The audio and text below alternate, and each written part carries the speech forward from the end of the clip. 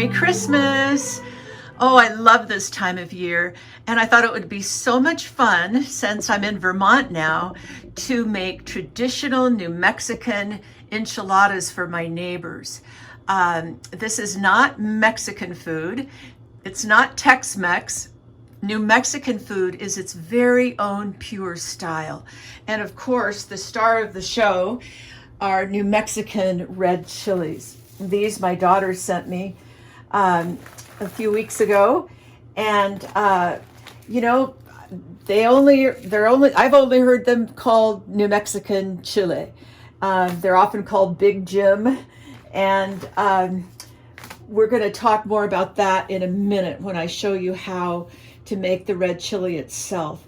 But these are very, very pure. There are only a very few ingredients. So I have some white cheddar, which is usually used. It's really the best, in my opinion, for this indication. And I actually, that cheddar is from a wonderful dairy in the Sierra Nevada from California. I've had it in my little chest freezer all of these months, so this will be a really good way to use that.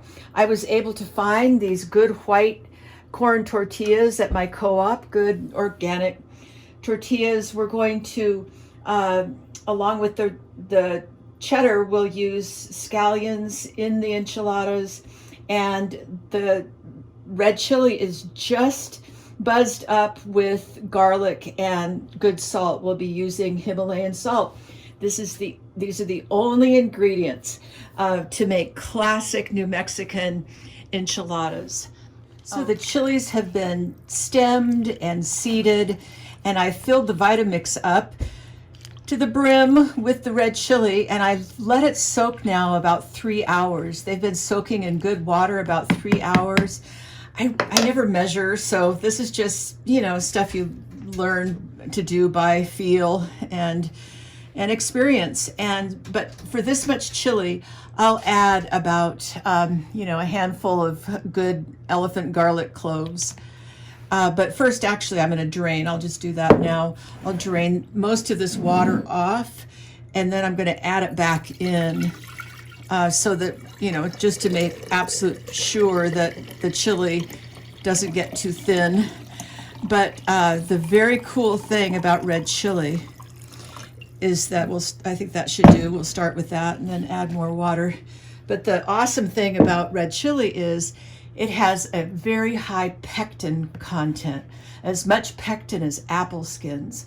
And that's what makes it so, wonderfully thick. You don't have to add flour. If you go into a restaurant and you could just tell if their chili, has been dosed with flour. That is not traditional red chili. Red chili is just chile, garlic, and salt.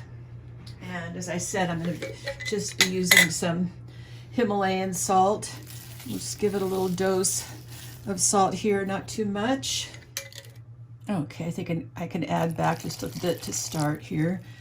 I took most of the water out, and we'll fire it up.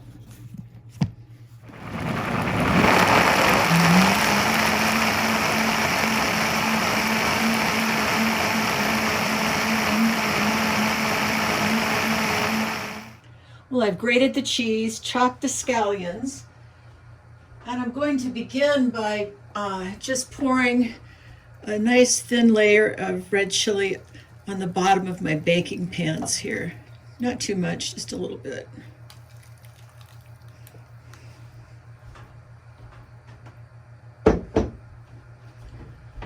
Just kind of spread this around here. I'm just steaming the tortillas here on the griddle. This is the easy way to do it, because you want the tortillas nice and soft. They're pretty stiff now. So a spray bottle would work nice for this, but this is just so easy, handy. You just let them steam on both sides just for a minute, less than a minute. Doesn't take long. I've got the griddle pretty hot. And then I'm just putting them into this colander lined with a bread towel. so they'll stay nice and soft.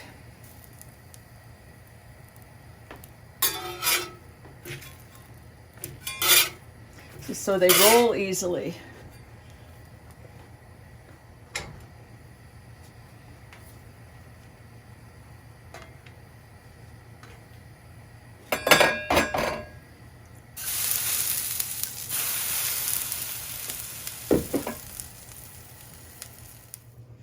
Okay, so you want everything in reach, and just take a tortilla out. And I've poured the red chili into this little pan just because it has pour spouts. Makes it easy. And you want to put a little bit of chili on the tortilla, and then just a little bit of cheese and a little bit of scallions. And roll it up. See how nicely they roll when you steam them. And then put them in the pan. See if you can see that.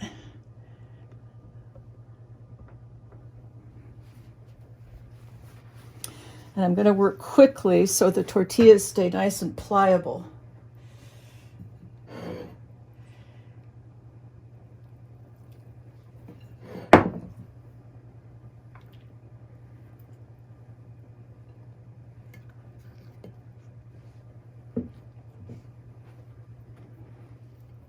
And just snug them up closely together.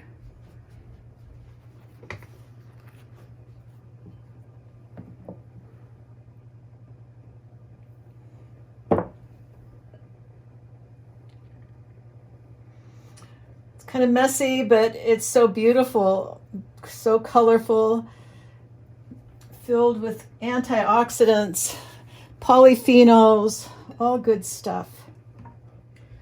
I really pack them in here well, not too tight, but snug.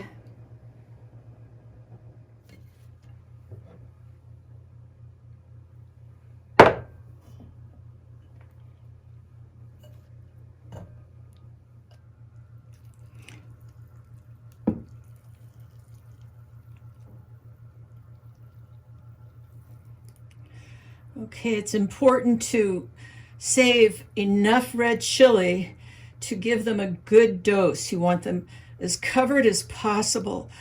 All the little rolled enchiladas, you want to cover them in red chili. So I have a rubber spatula here. I'll get as much out as I can.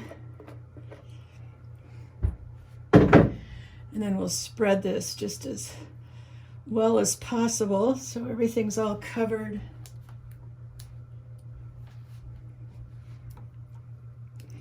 And then I'm going to cover the pans with some aluminum foil and put them in the oven for about 15 minutes at 350 degrees.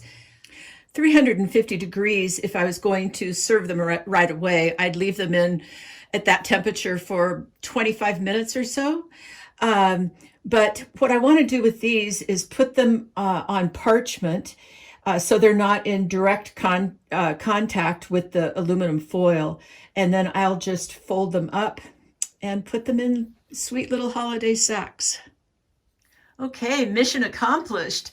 I'll take the little name tags off before I give them to them, but they're different quantities because some households have more people. So anyway, this was fun, and I look forward to giving them. So I'm heading out with my Christmas cheer. This was so much fun. It truly is so much better to give than to receive. And you know, if you're alone for the holidays like I am for the first time in maybe forever, I guess. I always had family around and my husband for the last 38 years. But you know, you don't have to be alone. Go out and give, you know, make merry. So thanks for watching. And again, Merry Christmas, Happy New Year, Happy Holidays, whatever it is for you. Bye-bye now.